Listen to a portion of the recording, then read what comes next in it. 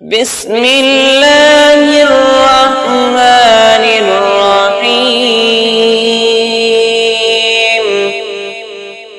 إذا زلزلت الأرض زلزالها وأخرجت الأرض أثقالها وقال الإنسان ما لها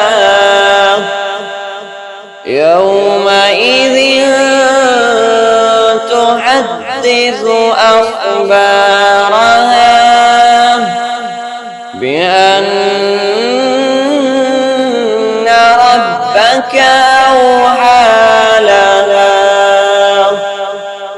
يومئذ يصدر الناس أشتاتا ليروا أعمالهم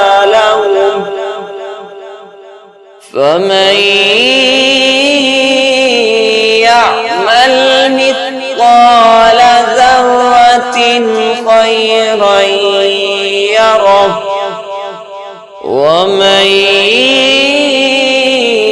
يعمل مثقال ذرة شرا يره